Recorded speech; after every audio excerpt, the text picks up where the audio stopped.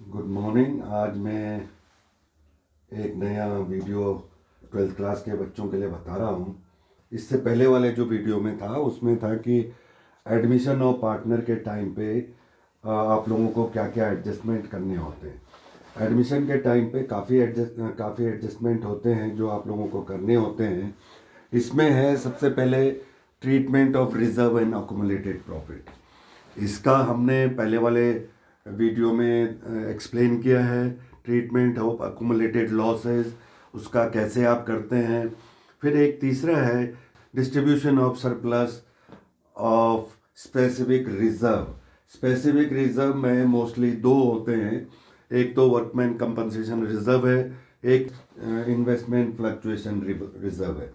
इन दोनों में अगर सरप्लस अमाउंट होता है तो उसके लिए क्या ट्रीटमेंट हम अपने एडमिशन के टाइम पे करते हैं, उसके लिए मैं आज एक्सप्लेन करूंगा आपको। ये जो पहला वाला था treatment of reserve and accumulated profit, इसका जो है एक एंट्री बनती है workman compensation reserve account debit to old partners capital account. इसको हम जो भी रिजर्व होता है या अकोमुलेटेड रिजर्व होता है उसको एडमिशन के टाइम पे पार्टनर्स के कैपिटल अकाउंट में क्रेडिट कर देते। तो जर्नल एंट्री बनती है workman compensation reserve account debit to old partners capital account. और ओल्ड पार्टनर कैपिटल अकाउंट में ओल्ड रेशियो में ये अमाउंट उनके कैपिटल में क्रेडिट कर दिया जाता है। दूसरा होता है ट्रीटमेंट ऑफ अकोमोडेटेड लॉस। ये इसका अपोजिट होता है। अगर डेबिट बैलेंस है प्रॉफिट एंड लॉस का, ये एसेट साइड पे होता है बैलेंस शीट में, जो पुरानी बैलेंस शीट होती है। और उसमें दो तीन और पॉइंट होते हैं। एक तो प्रॉफिट एंड लॉस होता है डेबिट बैलेंस, दूसरा है एडवर्टाइजमेंट सस्पेंस अकाउंट होता है, ये भी एसेट साइड पे लिखा होता है, या डेफर्ड रेवेन्यू एक्सपेंडिचर। ये तीनों जो आइटम्स हैं ये डेबिट साइड में लिखे होते हैं बैलेंस शीट में, ओल्ड बैलेंस शीट में। जो ये डेबिट बैलेंसेज है इसकी जनरल एंट्री बनती है old partners capital account debit to profit and loss account. अगर वहाँ प्रॉफिट एंड लॉस अकाउंट है तो उसको लिखिए, अगर वहाँ एडवर्टीजमेंट सस्पेंस है उसको लिखिए, और डेफर्ड रेवेन्यू एक्सपेंडिचर है तो उसको आप लिखिए। और ये पार्टनर्स के जब आप कैपिटल अकाउंट बनाते हैं तो डेबिट साइड में इनकी पोस्टिंग होती है। आज जो हम देखेंगे कि जो सरप्लस है उसको कैसे हम डिवाइड करेंगे। इसमें तीन चार केसेस हैं कि इनके केसेस को आप कैसे डिवाइड करेंगे या क्रेडिट करेंगे या डेबिट करेंगे। इसके लिए हम आज एक एक केस को हम देखेंगे। पहला है कि अगर सरप्लस अमाउंट है वर्कमैन कंपनसेशन रिजर्व का और इन्वेस्टमेंट फ्लक्चुएशन रिजर्व का, अगर सरप्लस अमाउंट है, पहला केस है if there is no claim against workman compensation reserve और वर्कमैन कंपनसेशन फंड। तो उसकी एंट्री हम लिखते हैं case 1 workman compensation fund account debit to old partner capital account. ये एक सिंपल एंट्री इसकी बन जाती है। अगर workman compensation fund balance sheet में लिखा होता है और उसके बाद उसमें एडजस्टमेंट में कोई भी एंट्री नहीं लिखी, कोई भी एडजस्टमेंट इसके बारे में नहीं लिखा होता है, और तो आपने सिंपली एंट्री बनानी है workman compensation fund account debit to old partners capital account. और ये ओल्ड पार्टनर कैपिटल अकाउंट में ओल्ड रेशियो में डिवाइड हो जाता है। सेकंड केस है if the claim of workman compensation fund is lower than the amount of workman compensation reserve. अगर वो अमाउंट एडजस्टमेंट में दिया है, कम दिया है, तो तब आपको उसके लिए क्या करना होगा। एक एग्जाम्पल मैं आपको बताता हूं कि वर्कमैन कंपनसेशन फंड है 50,000 and liability of worker compensation fund is 20,000. Workman compensation fund है 50,000 एंड लाइबिलिटी है 20,000. आपने क्या इसके जर्नल एंट्री बनानी है सेकंड केस के लिए? Workman compensation fund account debit 50,000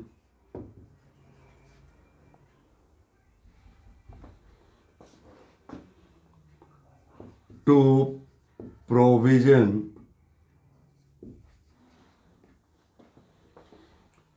for workman compensation fund 20,000 and to old partners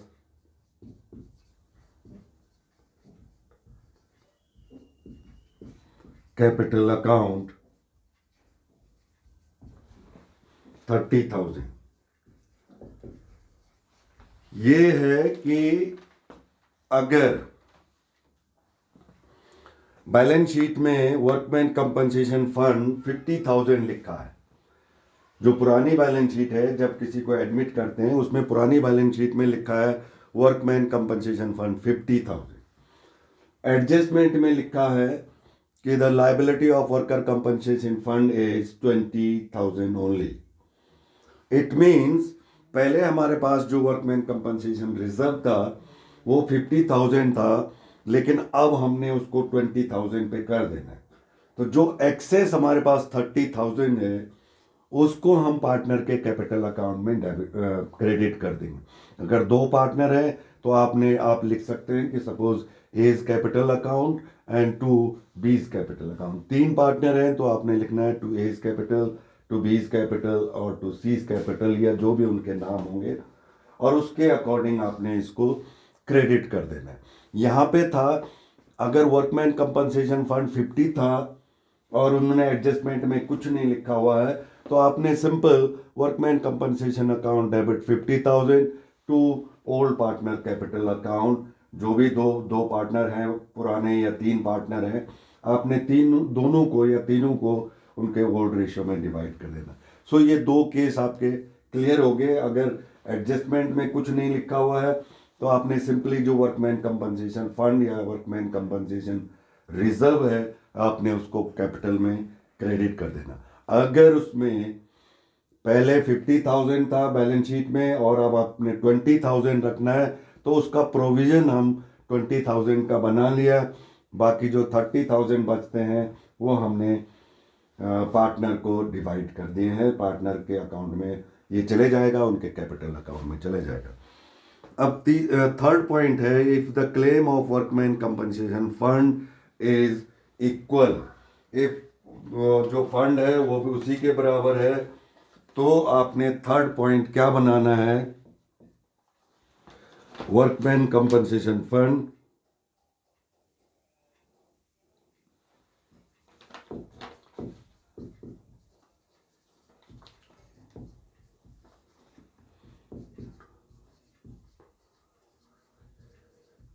to provision for workman compensation fund. और ये सपोज एग्जांपल वही है तो आप 50,000 और 50,000 का प्रोविजन बन जाएगा और इससे कोई भी अमाउंट पार्टनर्स के कैपिटल में नहीं जाएगा, क्योंकि जो हमारे पास पहले 50,000 था रिजर्व में वही हमने रखना है. उसी के बराबर हमारा वर्कमैन कंपनसेशन रिजर्व या वर्कमैन कंपनसेशन फंड का प्रोविजन है. तो आपने इसको कोई भी सिंपल एंट्री ये बन जाएगी इसकी, workman compensation fund account debit to provision for workman compensation fund. It means ये फिर जो नई बैलेंस शीट आएगी उसमें भी ये फंड मेंशन किया जाएगा लायबिलिटी साइड. अब फोर्थ पॉइंट है, if the claim is more than the amount of workman compensation fund. इसमें एग्जाम्पल है कि suppose workman compensation fund is 50,000 ही था और यहाँ अब लायबिलिटी इनकी हो गई 60,000 रुपीज की. एडजस्टमेंट में लिख दिया उन्होंने कि जो लाइबिलिटी है वर्कमैन कंपनसेशन फंड की वो 60,000 है। इट मीन्स ये ज़्यादा हो गया। पहले था इस वाले सेकंड केस में ये कम हो रहा था, अब इसमें ज़्यादा हो रहा है। इसकी एंट्री आप कैसे बनाएंगे फोर्थ केस में? Workman compensation fund account debit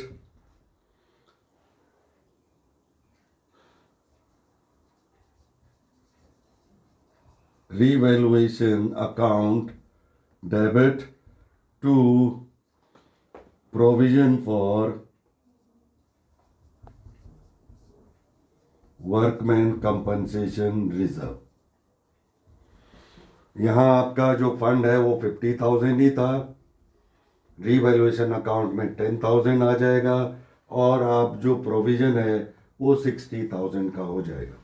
so ये जो 10,000 है, ये जब आप इसके साथ साथ रीवैल्यूएशन अकाउंट भी बनता है, ये भी मैंने पहले वाले वीडियो में लिखा है कि कैसे रीवैल्यूएशन अकाउंट बनता है, तो ये रीवैल्यूएशन अकाउंट में डेबिट हो जाएगा। इसका इफेक्ट जो है ऑटोमेटिकली जब रिजर्व वो रीवैल्यूएशन अकाउंट आप क्लोज करेंगे तो पार्टनर के अकाउंट में चले जाएगा या पार्टनर के अकाउंट में डेबिट हो जाएगा। सो ये आपको 3-4 जो केसेस हैं ये ज़रूर याद रखने हैं। अगर फंड बैलेंस शीट में दिया है और उसके बाद उसमें कुछ नहीं लिखा हुआ, एडजस्टमेंट कुछ नहीं है, आपने सिंपल है कि पहली वाली एंट्री बना देनी। पहली वाली एंट्री में workman compensation reserve account debit to capital account, और जो भी जितने भी पार्टनर पुराने हैं उनके पुराने रेशियो में उनको डिवाइड कर देना, इनके अकाउंट में क्रेडिट हो जाना। दूसरा केस है कि जब वर्कमैन कंपनसेशन फंड सपोज 50,000 हमारी बैलेंस शीट में था और अब हमने केवल 20,000 मेंटेन करना है, तो जो एक्सेस 30,000 है उसको पार्टनर्स के कैपिटल अकाउंट में क्रेडिट कर देना है। तीसरा पॉइंट था कि बैलेंस शीट में भी 50,000 था और प्रोविजन जो है हमने 50,000 का ही रखना है, तो उसमें आपने सिंपल ये एंट्री बनानी है, workman compensation fund account debit to provision for worker compensation fund. Fourth case है कि आपके पास जो बैलेंस शीट में है वो 50,000 है, लेकिन एडजस्टमेंट में उन्होंने लिखा है कि अब इसको हमको 60,000 करना है, तो 10,000 जो है ये ज़्यादा हो गया है।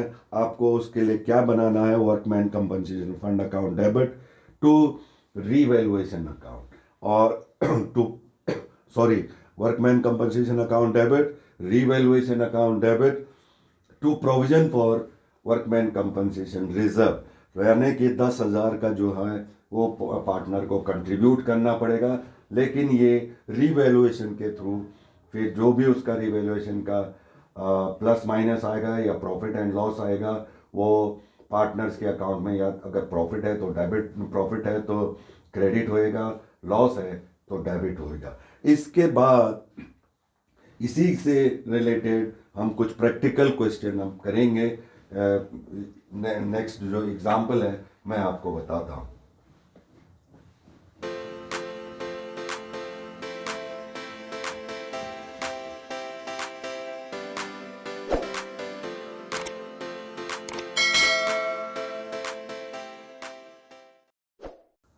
नेक्स्ट एग्जाम्पल जो है वो है कि A, B and C are the partners sharing profit and losses in the ratio 2:1।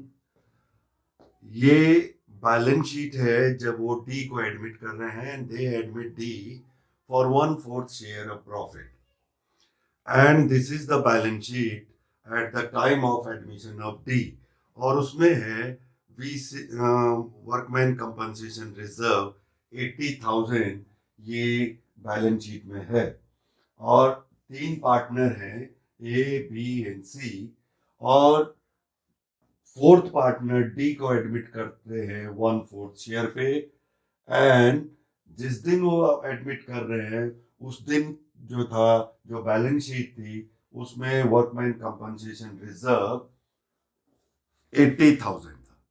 अब जो एडजस्टमेंट है वो एडजस्टमेंट में 4 केसेस मैंने लिखे हैं इसमें है if there is no other information regarding workman compensation reserve.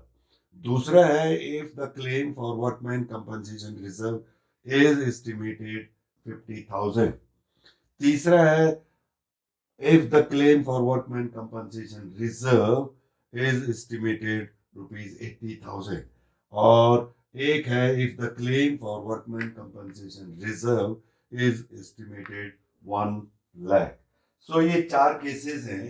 इन चार केसेस में क्या इसका ट्रीटमेंट होगा, आपको कैसे क्वेश्चन में इसको सॉल्व करना पड़ेगा, इसके लिए मैं ये चारों केसेस आपको बताता हूँ। इनके पास ऑलरेडी 80,000 बैलेंस शीट के अंदर है। अब ये चार केस हैं कि ऐसे केसेस में आपको क्या करना होगा।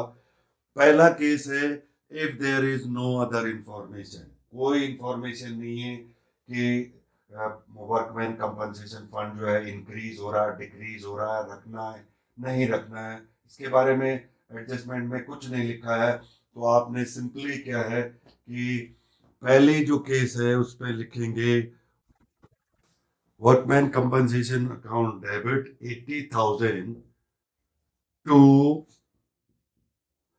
his capital account to B's capital account to C's capital account। अब इसको हम 80,000 को डिवाइड कर देंगे इनके ओल्ड रेशियो में। 80,000 इनका रेशियो है 2:2:1। 80,000 इंटू 2/5 32,000। ए का बी का भी 32,000 हो जाएगा और सी का हाफ है तो ये 16,000 हो जाएगा। अब आपने यहाँ पे 32,000 एंड 16,000, ये फर्स्ट केस है। जबकि वहां कोई कुछ नहीं लिखा हो तो आपने ये लिख देना है। दूसरा है कि the claim for workman compensation is estimated 50,000। पहले ये 80,000 था, अब 50,000 लिखना है। तो आपने सेकंड केस में कैसे करना है। Second case workman compensation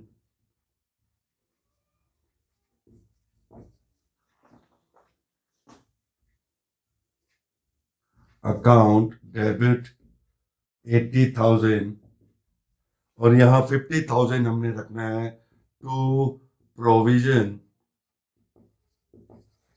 for workman compensation fund 50,000।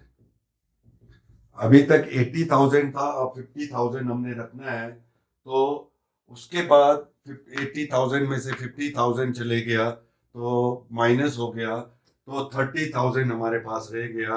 अब 30,000 को आपने रेशियो में डिवाइड कर देना है। 30,000 इंटू 2/5 ये इट कम्स टू 12,000। 30,000 इंटू 2/5 12,000 और सी का 6,000 हो जाएगा। So to A's account, to A's capital account, to B's capital account, to C's capital account,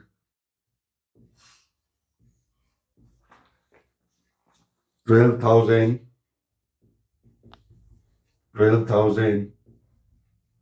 and 6,000। ये सेकंड केस है। फर्स्ट केस में था कि वहां पे कोई इंफॉर्मेशन नहीं थी, एडजस्टमेंट में कुछ नहीं लिखा था, तो पूरा 80,000 आपने तीनों पार्टनर में डिवाइड कर दिया। दूसरे केस में था कि now the value of workman compensation reserve is 50,000। तो 50,000 को हमने provision for workman compensation reserve 50,000 और बाकी जो 30,000 बचा उसको हमने तीनों में ओल्ड रेशियो में डिवाइड कर दिया। तीसरे का है कि workman compensation fund is estimated 80,000।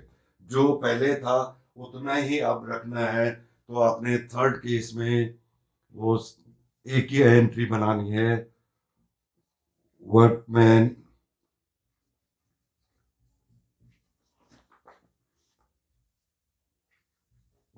Compensation fund account debit 80,000 to provision for workmen compensation fund account 80,000। ये आपने ये वाली एंट्री बना देनी है। फोर्थ केस है, if the claim for workman compensation reserve is 1 lakh. अब यहाँ पे ये बढ़ गया है तो आपको कैसे फोर्थ एंट्री बनानी है। फोर्थ जो एंट्री है, workman compensation reserve account debit revaluation account debit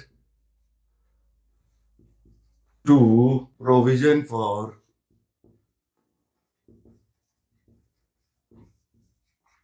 workman compensation fund. ये 1 लाख हो जाएगा। ये रिवैल्यूएशन अकाउंट में 20,000 एंड वर्कमैन कंपनसेशन रिजर्व में ऑलरेडी था 80,000। ये 4 एंट्रियां आपको इस केस के लिए बनानी है। इसमें कंपनसेशन रिजर्व या सेम जो है, आपको दूसरा भी कोई ऐसे रिजर्व है उसके लिए आपने करना है। अगर वो बैलेंस शीट में है और उसके बाद ये एडजस्टमेंट में इन केस में से कोई भी केस आता है, आपने इसी तरह से जर्नल एंट्री पास करनी है। अगर वहाँ पे कोई इंफॉर्मेशन नहीं है जनरल रिजर्व में या वर्कमैन कंपनसेशन फंड या रिजर्व में कोई एडजस्टमेंट नहीं है, तो आपने सिंपली पहला केस में था कि ये जो 80,000 है वो ओल्ड पार्टनर में ओल्ड रेशियो में डिवाइड कर देना है। दूसरा केस था, if the claim for workman compensation reserve is estimated 50,000। पहले 80,000 था, अब 50,000 है, तो आपने क्या करना है, 50,000 को आपने सेकेंड एंट्री है workman compensation reserve and provision for workman compensation reserve 50,000, और बाकी जो 30,000 है वो आपने ओल्ड पार्टनर में ओल्ड रेशियो में डिवाइड कर देना है। नेक्स्ट है, if the claim for workman compensation reserve is estimated 80,000। अब जितना पहले था बैलेंस शीट में उतना ही रखना है, तो आपके लिए सिंपल है कि workman compensation reserve account debit to provision for workman compensation reserve 80,000। Next जो नया बैलेंस शीट बनेगा उसमें भी 80,000 की एंट्री आएगी। और लास्ट जो पॉइंट है, if the claim is 1 lakh rupees, अब ज्यादा हो गया है, तो उस केस में आपको क्या करना है, ये पार्टनर्स में तो जाएगा नहीं, तो वर्कमैन कंपनसेशन रिजर्व इतना plus revaluation account debit to provision for workman compensation fund. So ये 4 एंट्री आपको याद रखनी है। इसके बाद ऐसे ही जो एक एग्जांपल है या क्वेश्चन है, मैं फ्लक्चुएशन फंड, जो इन्वेस्टमेंट फ्लक्चुएशन फंड है, उस केस में भी कैसे कैसे उसके डिफरेंसेस अगर होते हैं तो उसकी एंट्री कैसे बनाते हैं, ये नेक्स्ट एग्जांपल में मैं आपको बताऊंगा।